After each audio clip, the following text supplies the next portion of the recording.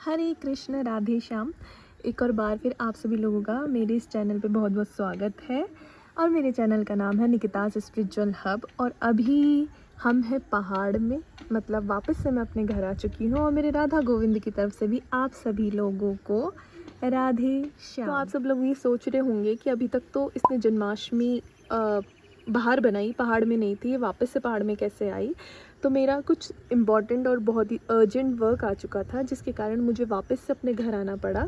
और ये एक सौभाग्य ही है, क्योंकि इस बार हम अपनी राधा रानी का जो जन्मदिन है वो गांव में बनाएंगे। मतलब अपनी राधाष्टमी जो है वो हम गांव में सेलिब्रेट करेंगे। आसमान में बादल भी बहुत ज़्यादा गरज रहे हैं, क्योंकि बारिश आने का मौसम हो रहा है। राधा गोविंद यहाँ पे बैठे हैं और मेरा चल रहा है थोड़ा ऑफिस का काम, तो मैं वो कर रही हूँ। वैसे भी ज़िंदगी में क्या चाहिए, कुछ ही चीज़ें चाहिए छोटी छोटी सी, कि साथ में अपनी श्यामा शाम हो, हाथ में काम चल रहा हो, सामने पहाड़ हो और पीस हो। पीस मतलब शांति। ये है कि मैं राधाष्टमी गांव में बनाऊंगी, क्योंकि मुझे थोड़ा पहले आना था इस काम के लिए। जब जन्माष्टमी थी तो मैं ना पूरा एक्साइटेड थी कि इस बार ठाकुर जी की जो जन्माष्टमी होगी, जो जन्माष्टमी का महामहोत्सव होगा, वो मैं गांव में बनाऊंगी। बट वैसा हो नहीं पाया। तो आसमान देख रहे हो, पूरा फुल हो रखा है, बारिश आने वाला, बिजली कड़क रही खतरनाक। तो मैंने सोचा था कि जन्माष्टमी गांव में बनेगी, पर जन्माष्टमी गांव में नहीं बन पाई, क्योंकि उस टाइम पे मेरा घर आना कैंसिल हो गया। बट अभी राधाष्टमी के टाइम पे मेरे को सौभाग्य मिला है कि मैं गांव में जो राधा रानी का प्राकट्य महोत्सव है वो गांव में बनाऊंगी। जन्माष्टमी का तो सबको पता होता है कि भाई जन्माष्टमी का व्रत कैसे करना है, जन्माष्टमी कैसे बनानी है। पर राधाष्टमी के बारे में मुझे ऐसा लगता है कि काफ़ी लोग नहीं जानते।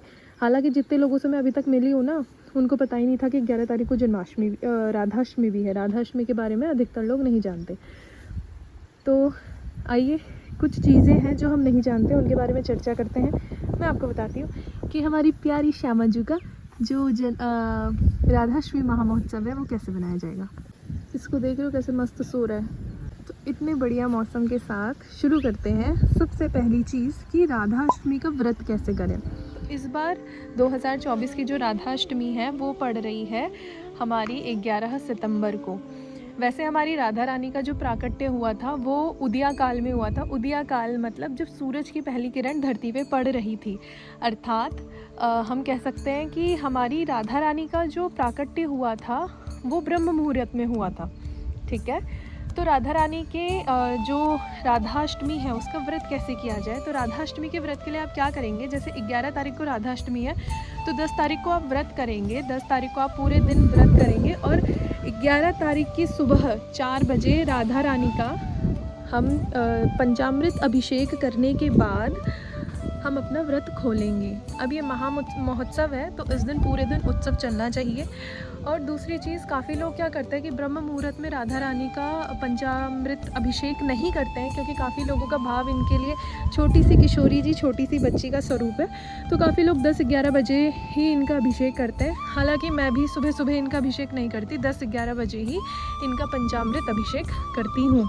ठीक है। तो 10 तारीख को आप सब व्रत रखिए और 11 तारीख को राधा रानी को अच्छे से इनका पंचाभिषेक करने के बाद, नए नए वस्त्र पहनाने के बाद, इनका श्रृंगार करने के बाद, आरती करने के बाद, इनको भोग लगाने के पश्चात आप स्वयं अपना व्रत खोलिए और भोग पाइए और अच्छे अच्छे व्यंजन बनाइए।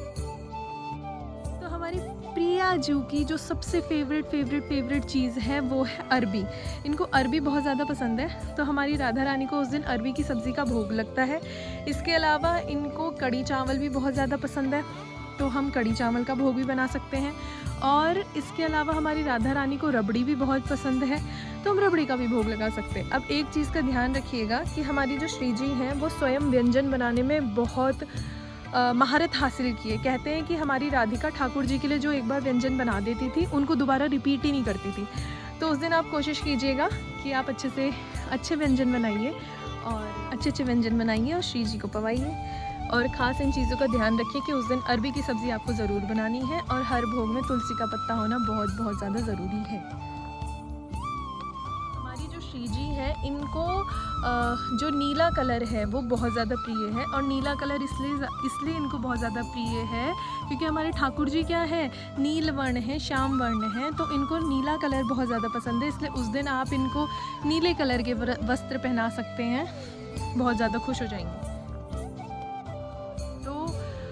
उपहार में, जब जिसका जन्मदिन होता है हम उपहार में उसे क्या देते हैं, उसे वही देते हैं जो उसे सबसे ज़्यादा प्रिय होता है। तो हमारी लाडली जू को सबसे ज़्यादा क्या प्रिय है? हमारी लाडली जू को सबसे ज़्यादा प्रिय पता है क्या है? बताऊँ, दिखाओ। हमारी लाडो को सबसे ज़्यादा प्रिय है इनका नाम संकीर्तन। इनका जब नाम सुनती है ना तो बहुत ज़्यादा खुश हो जाती है। तो हमारी लाडली जू को उपहार में कुछ भेंट करना है तो उस दिन आप नाम भेंट कीजिए। किसका? गोविंद का। संकीर्तन कीजिए, ठाकुर ठकुराइन के नाम का भजन कीजिए। यही हमारी राधिका के लिए उपहार है और सच मानिएगा ये उपहार पाके हमारी राधिका बहुत बहुत ज़्यादा खुश हो जाएगी। शास्त्रों के अनुसार एक निर्जला एकादशी करने से साल की सारी एकादशी करने का फल प्राप्त हो जाता है। उसी प्रकार हमें एक राधाष्टमी करने से हज़ारों निर्जला एकादशी करने का फल प्राप्त हो जाता है। अब हमें ये करना क्यों है? क्योंकि कलयुग में यही तपस्या है और इसी तपस्या के द्वारा ही तो हमारे मन में जो लोभ, लालच, ईर्ष्या, जलन है ये खत्म होगा। और जब ये खत्म होगा तभी तो हमारा स्वभाव सरल बनेगा और सरल स्वभाव प्रिय है राधा गोविंद को। तो जिनके पास भी श्री राधा रानी का बाल स्वरूप नहीं है वो उस दिन अपने लड्डू गोपाल को राधा रानी स्वरूप बना के उनका प्राकट्य महोत्सव बनाइए राधा रानी के स्वरूप में, क्योंकि ये दोनों अलग नहीं हैं। आप एक सिंपल साधारण भाषा में समझ सकते हैं कि यह एक शक्ति है जिसका पुरुष स्वरूप गोविंद है और स्त्री स्वरूप राधा रानी। तो उस दिन आप अगर आपके पास राधा रानी का स्वरूप नहीं है तो ठाकुर जी को ही राधा रानी की तरह श्रृंगार करा के उनका प्राकट्य कीजिए, पंचामृत से अभिषेक कीजिए। ये थी कुछ चीज़ों की जानकारी जो आप अपनी राधा रानी के लिए कर सकते हैं। और अगर आपसे व्रत नहीं भी रखा जाता है तो कोई बात नहीं, आप व्रत ना रखिए पर पूजा ध्यान अच्छे से कीजिए, अधिक से अधिक नाम जप कीजिए, राधा रानी को खुश करने के लिए वो सारी चीज़ें कीजिए जिससे हमारी श्री जी अति अति अति प्रसन्न हो जाएंगी। और बड़े धूमधाम से अपनी श्री जी का महाप्राकट्य महोत्सव बनाइए। हरे कृष्ण, राधे राधे।